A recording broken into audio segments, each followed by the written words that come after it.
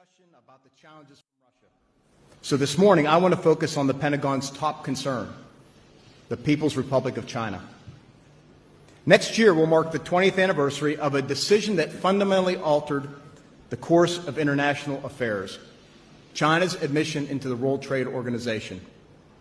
I was working in the United States Senate at the time, and two competing arguments over China's membership dominated the public debate. The prevailing notion of the day was that if we allowed the PRC into the WTO and other multilateral institutions, China would continue on its path of economic reform and eventually become a market-oriented trading partner. More broadly, increased engagement with the liberal world order would also spur political opening and help transform the PRC into a responsible global stakeholder. And who knows, maybe even a democracy one day.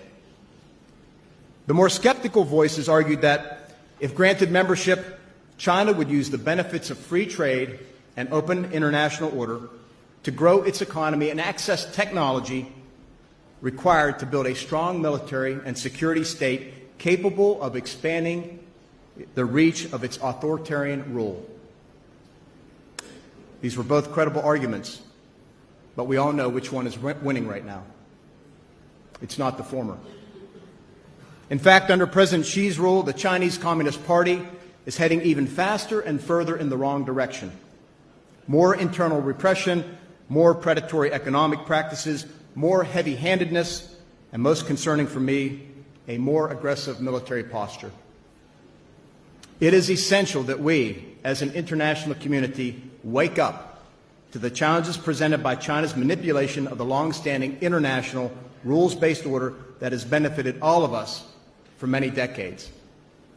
The Communist Party and its associated organs, including the People's Liberation Army, are increasingly operating in theaters outside its borders, including Europe, and seeking advantage by any means and at any cost. Let me state up front, though, the United States does not seek conflict with China. In fact, we look for areas of cooperation when our interests converge in the hope that they will choose the other path that they didn't select 2 decades ago. Just look at the nearly 18 tons of medical supplies the United States recently provided to the PRC to help fight the coronavirus. And last week, we announced more than $100 million in assistance to China and other countries affected by that malady.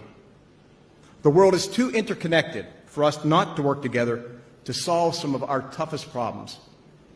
However, to be a responsible member of the international community, China must be transparent and respect the sovereignty, freedom, and rights of all nations. Unfortunately, their current behavior leaves great cause for concern.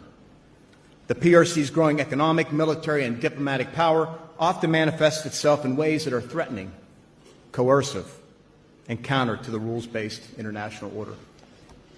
Over time, we have watched them seize and militarize islands in the South China Sea and rapidly modernize their armed forces while seeking to use emerging technologies to alter the landscape of power and reshape the world in their favor, and often at the expense of others.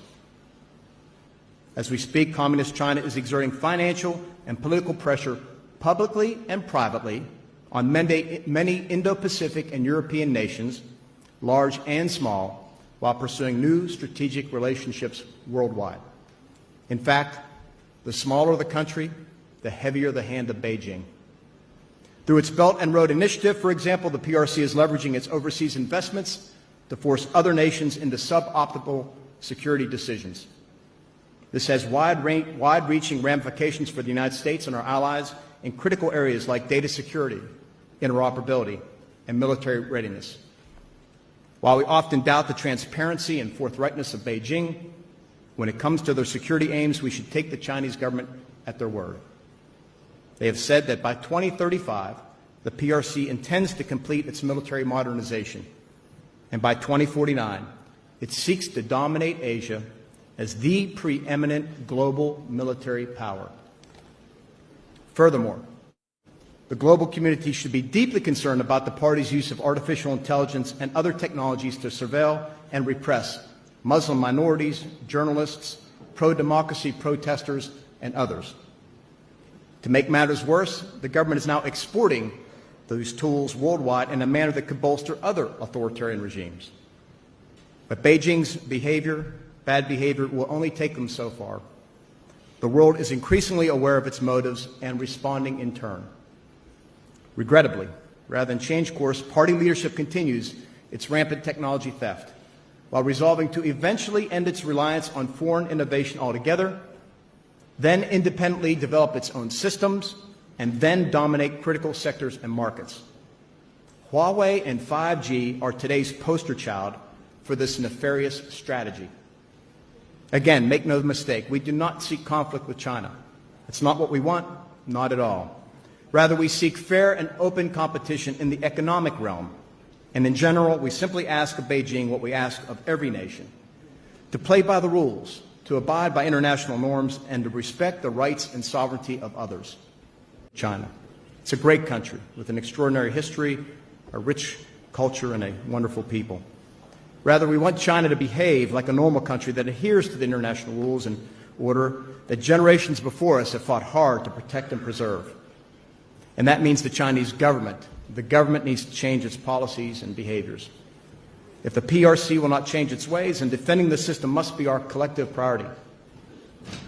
We can only do this by making greater investments in our common defense, by making the hard economic and commercial choices needed to prioritize our shared security, and by working together to maintain a ready and capable alliance network that is prepared to deter any threat, to defend any ally, and to defeat any foe.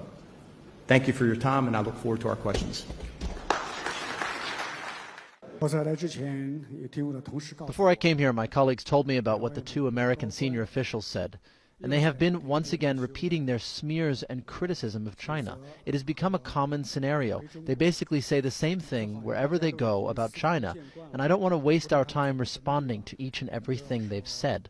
What I want to say is that all of these accusations against China are lies. They are not based on facts.